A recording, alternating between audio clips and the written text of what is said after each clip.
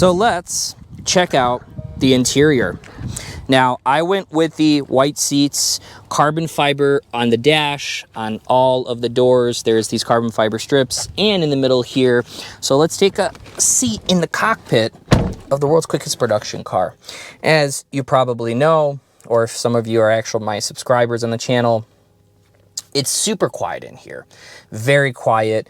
You get the front screen here, 17-inch screen here. Of course, there's air conditioning, believe it or not, heated and cooled seats, and it's just such a quiet cabin, such very premium. And of course, a Fly is joining us for the review.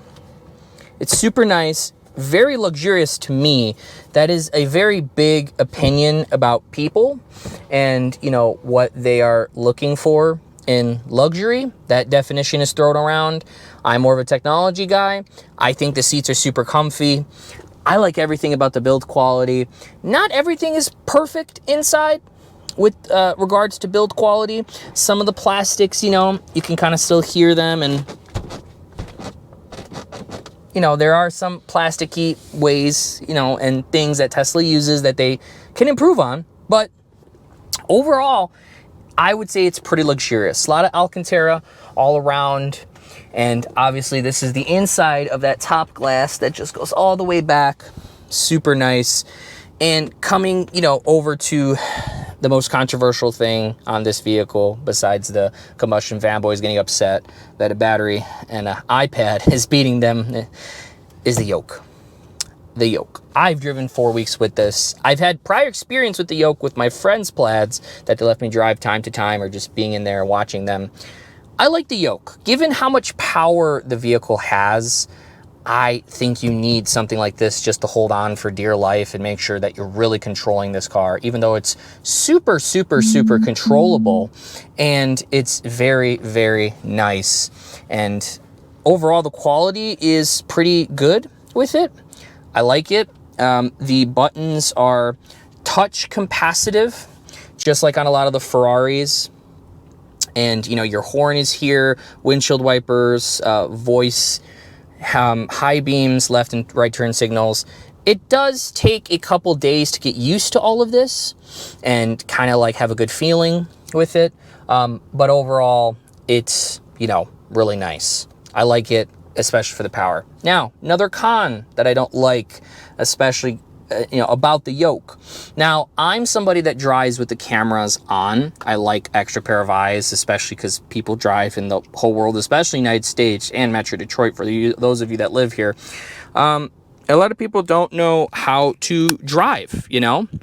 And I usually liked on Model 3 and Model Y, I'd bring up the cameras here, but you can already see that when I want to merge left into a lane, the yoke is, in my opinion, too wide. Because you see, it's blocking this camera. And, you know, thankfully they essentially sent an update where you can push this cameras over here, and that's pretty cool. I don't mind that. So that kind of solves that problem. And then you have the navigation here too, which takes up a good part of the 17-inch screen.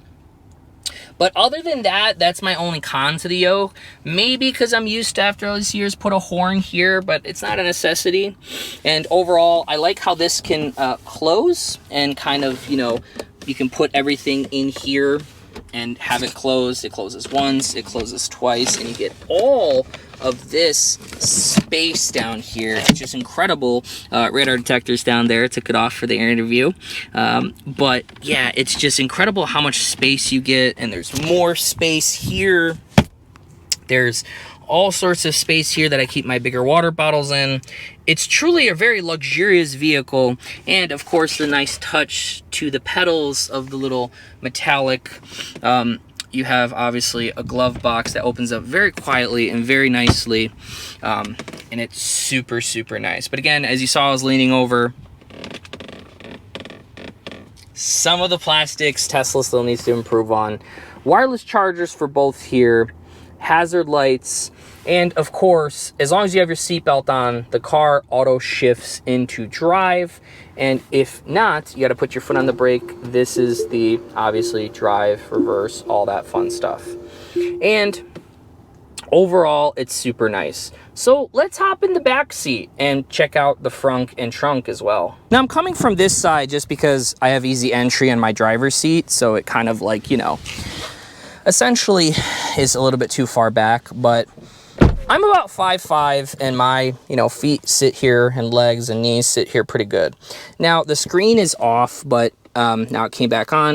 You get your own personalized screen back here that apparently I don't know, and I haven't tried it, and I don't have like little kids or friends that are interested in this, but you can have your own separate Bluetooth and music and all sorts of different stuff back here and control your heated seats and all that fun stuff. So plenty of room, more storage down here on each side, and like I said, the carbon fiber accents, white seats, and of course you get your own area to put your drinks, but also these are wireless chargers as well, which is super, super convenient. I've had a couple friends in here that have luxury cars, and they say it's super nice. Some coat hangers up here on both sides, and it's super, super nice. Very roomy, very, very much space, and very premium-like, except for some of the plastics that you can hear, you know, back and forth.